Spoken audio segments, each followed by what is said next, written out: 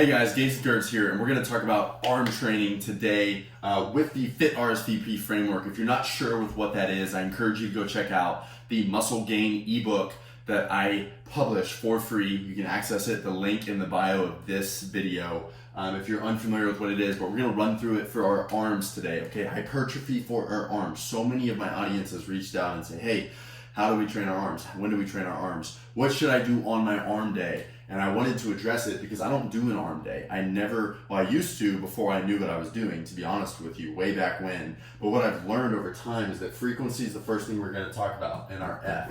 And I know for a fact, with your arm training, you are training your arms whenever you do any upper body compound movement, right? I'm using my biceps when I do any upper body pull, and I'm using my triceps whenever I do any upper body push. No matter how you want to cut it, they are involved. So you are training your arms whenever you do your resistance training. But I will tell you this much, in terms of frequency, you need to have some specific isolation work in there for your biceps and triceps if you want to see significant gains. I know there's a lot of people that say that's not the case. Marino et al. In 2019 recently published an article stating that isolation work is going to be more effective to biceps growth than compound movements alone over an 8-week training study with only like 24 subjects.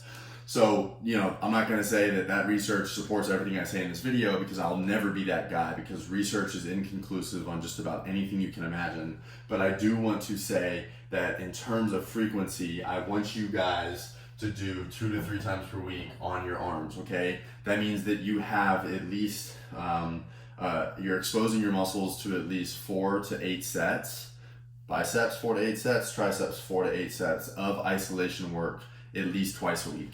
Now, if you've never trained arms in terms of isolation, then that could be 1 time per week, and I'm okay with that, because guess what? You want to have a progressive overload model for how this is going to be applicable over the long term. Nobody thinks about long-term growth anymore. Everybody thinks about short-term results and instant gratification. I don't want that to be you guys. I want you guys to be thinking long-term, because exposure to that frequency over the long term is what's going to lead you to your desired result, okay? It's not instant. It's not going to happen overnight, and I'm not ever going to be that guy. So intensity, a lot of people want to talk about what fiber type composition the triceps are and the biceps. We know that they're primarily type 2 or type 2X fibers, meaning they have a lot of fast twitch fiber type composition.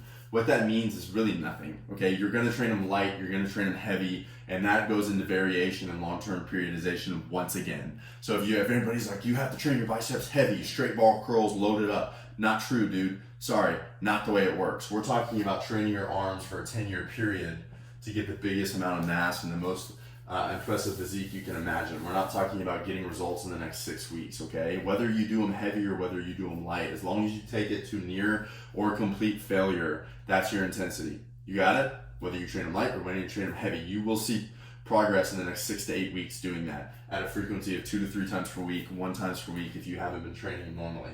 So what about tempo? You guys can vary this. If you haven't trained arms a lot, then just do a normal tempo.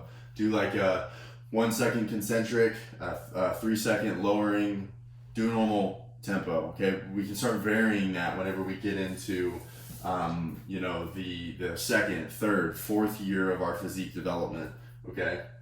When we talk about rest, what's the proper rest time? Most people think that I need to shorten the rest in between sets in order to get more gains. That's the exact opposite. Look at Brad Schoenfield's research over the past 5 years to 10 years. It all is conclusive on the fact that the more rest you take in between sets, the more you'll get out of those sets. Okay, so you need to train heavier for the same amount of reps to near or complete failure and rest at least 1.5 minutes in between. Okay, now for me with arm training, I don't like to rest that long because I'm doing isolation work, so I will superset it or compound set it. Okay, now a superset for arms would look like maybe I do like a closed grip bench, okay, for my triceps. Closed grip bench press, and then I move straight into a bicep curl with the same barbell. Okay, and then I rest 1.5 minutes. Okay, because really I'm getting about 2.5 minutes of rest here for my closed grip bench. Now I will mention here, because of the fact that I might have a little bit of shoulder flexion on my bicep curl, then on my closed grip bench, my shoulder flexors might be fatigued. So I would maybe select different exercises for those movements, which moves me into selection. So let's talk about that. Okay, like I said, you can superset if you feel like you don't want to rest a minute in between arm sets, because I know it's not very physically taxing to do a heavy bicep curl for 10 to 20 reps. Selection. This is a big one because we want to talk about how the biomechanics of these muscles work. Okay, so the biceps, there's a long head, there's a short head, same with the triceps. And what we look at is that a part of the biceps helps with shoulder flexion. This is shoulder flexion. Okay, so as I curl, if I allow for a little bit of shoulder flexion at the top of my rep, then technically I could get more engagement or recruitment from that long head of the biceps. Now, is there research to support that? I'm unaware of it if it does exist, but what I will say is it's probably a good idea sometimes, not all the time. When it comes to your triceps, I would say the same thing. Triceps do aid a little bit in shoulder extension, okay? So if you were training your triceps overhead all of the time, then you are training in the lengthened state of that long head of the triceps all the time. I would say train them overhead and train them in normal shoulder range of motion. Train them both, okay? So that you're training the musculature through different ranges of motion at different weights, and you're providing the body that variation and that continued stimulus for growth, okay? So I know a lot of people will say, this is the right way to do it, this is the only way to grow your arms, or this, you have to train your triceps overhead all the time. I completely disagree with that, okay? They are completely neglecting the body's general adaptation syndrome, or whatever Dr. Saley mentioned, the stress response of the body. That's all we're focused on in our training, is how can we give the body the minimal effective dosage to get the highest return on investment. That is everything we talk about at Gains with Gurus, because we're talking about realistic ways to accomplish your fitness goals, not some outlandish, crazy 3 hours a day or 2 sessions every single day, things that are unrealistic for busy people. Okay, so we covered full flexion and full extension, and we covered partial. We can talk about volume now. So what's the volume? Well, guys, let's just aim, if you haven't been training them, like I said, a frequency of once per week. I don't want you doing more than 8 to 12 sets per muscle group per session. This is where it gets tricky. With my bench, a bench press is a chest. It counts as chest and tries, right? Because I'm working my chest, I'm working anterior deltoid, and I'm working my tricep. The issue with that is that you have to count that as a set for your triceps. So if you're doing, if I said no more than 8 to 12 sets per muscle group per session, then this means at the back end of my workout, let's say I went and did a row after this, which is not related to a tricep. I did an overhead press, which does involve the tricep. So that's another 4 sets. Okay, this was 4 sets up here towards my tricep work. And then at the back of the workout, I do some curls, which is unrelated to my triceps. I do maybe some lateral raises, and this is just a basic like upper body day, right? But at the end of when it gets time to do my triceps workout, my isolation work at the back end of my workout, I've already done 8 sets for my triceps. Yes, it was indirect work, but now it's time for isolation. Well, I can only do 4 sets. That's just what I would recommend. Now, if you're gonna rest and maybe train them lighter and have less rest between sets, then a higher volume is acceptable. Okay, and that gets into some of the more complex topics we talk about in the FIT-RSVP Framework in my Training Secrets ebook that I encourage you guys to pick up in the link below. But what I will tell you is that that 12 sets right there towards your triceps is sufficient enough to give growth. So you don't need to go do 3 different triceps exercises for 4 sets each. Does that make sense? I don't want your weekly training volume or your training volume per session per muscle group being more than 8 to 12 sets. Look at Brad Schoenfield and James Krager's research on that. It's almost inconclusive, or it is conclusive, right? If there's one thing that we're very confident when it comes to training for muscular hypertrophy, it's the V in this framework. Volume has a lot of research to support correct, ethical ways to grow your muscles without the use of anabolic steroids. Now, if you are using drugs, which I personally do not and I don't support, then you can consider doing higher volumes because you have anabolic signaling going on 24/7. So you're in a different boat.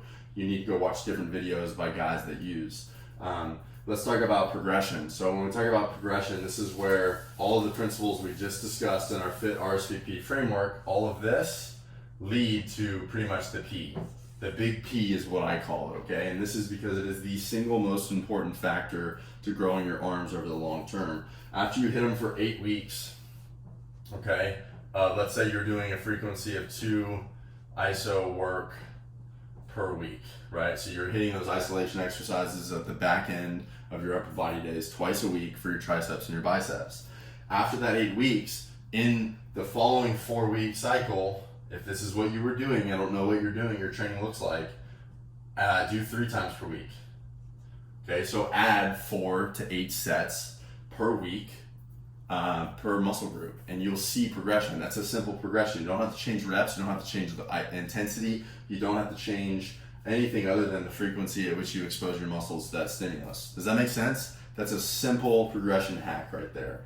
On top of that, if you wanted to do it differently, that was based off frequency. After the first 8 weeks of training them, let's say you were doing reps to 12 to 20 at an RPE of 8, okay, rate of perceived exertion. You can also see that explanation in our Muscle Gain Secrets ebook. The link's in the bio. But if I was doing this, then what I can simply do is on my last 4 weeks of my training cycle, if that's what you're doing, make it an RPE of 9 and drop the reps to 8 to 12. Okay, so increase the intensity, go closer to failure. I don't know what it looks like for you. We could go through each one and say, hey, for the tempo, let's change the tempo and let's make it a 6-second eccentric on the last 4 weeks of training and keep reps and sets the same. You're going to increase the time under tension of those muscles and therefore increase the amount of overload you're applying, which is exactly what we talk about when we talk about progression, okay? Obviously, we could progress the movement patterns, we could progress a lot of different things, and this is where I always value hiring a coach for this stuff, is because we love to dig into stuff like this, okay? So guys, hit the link, grab that Muscle Gain Secrets ebook for busy people. It's going to teach you how to apply the FIT-RSVP framework for every muscle group in your body and allow you to do what I just did today, just for my arms, for every other muscle group in your body. Can't wait to hear you guys' feedback on it. I hope this video helped you out. Subscribe to my channel. We post videos like this all the time, and I want you guys not only training hard, I want you guys training smart, because sometimes in life it's not about working harder. Sometimes in life it's about working smarter. So thank you guys so much. I'm Gains with Girds. Subscribe to my channel, and I can't wait to see you guys back here very soon.